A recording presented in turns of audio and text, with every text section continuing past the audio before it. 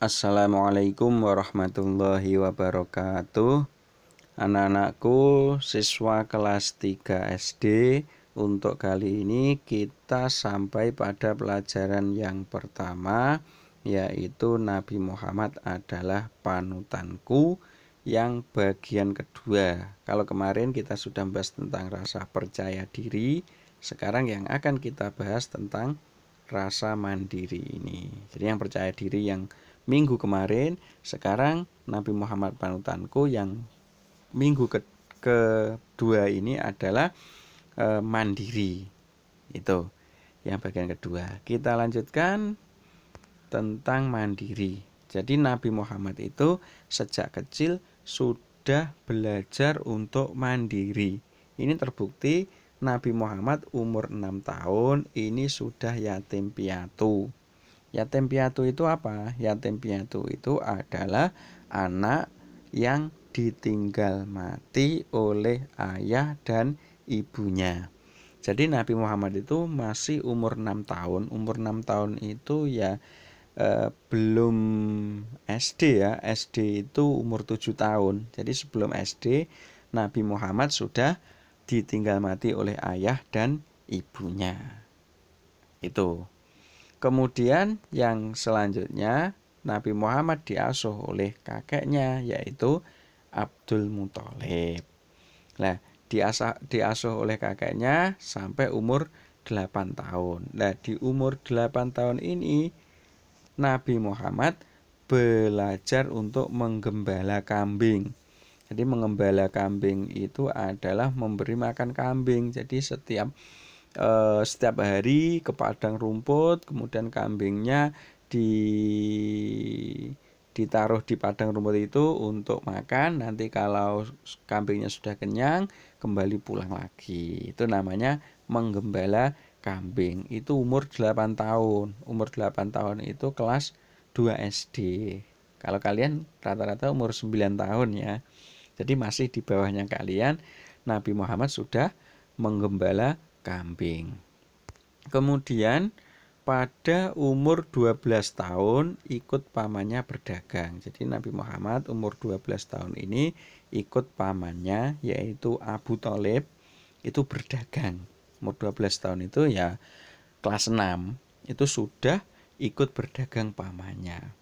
Nah, dari pengalaman-pengalaman ini, mulai dari umur 6 tahun sampai umur 12 tahun ini menunjukkan bahwa Nabi Muhammad itu sangat bersikap mandiri.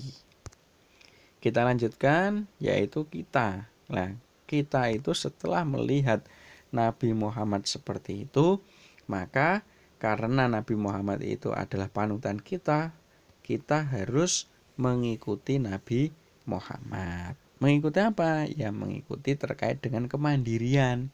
Jadi kalian sebagai siswa kelas 3 itu harus belajar untuk mandiri.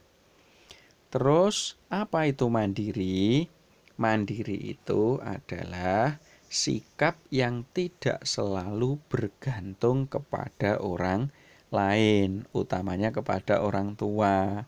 Ya, misalnya kalian makan masih disuapi, itu namanya tidak mandiri. Kemudian mandi dimandikan, itu juga tidak mandiri.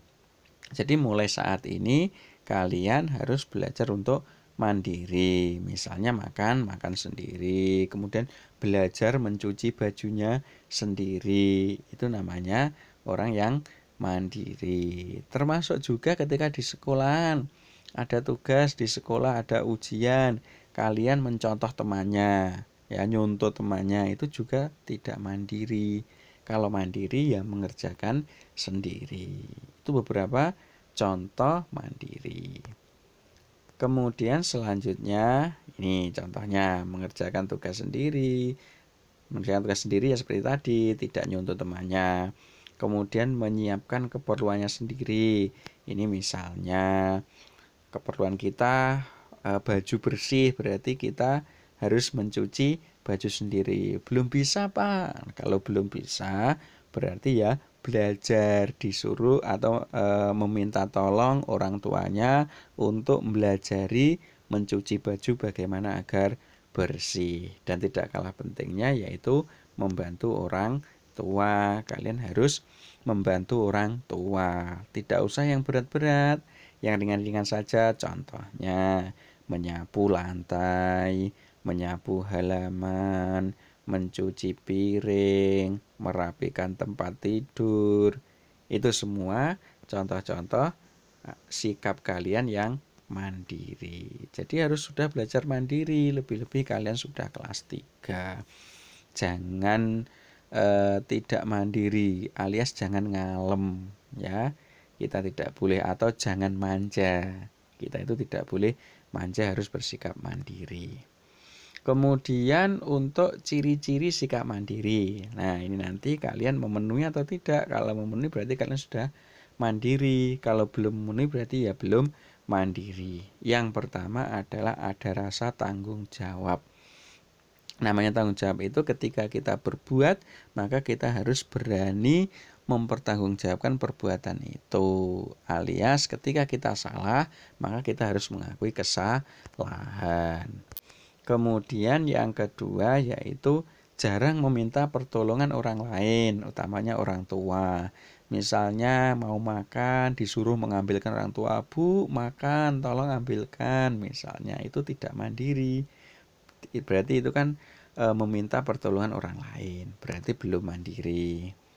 Kemudian menghargai waktu.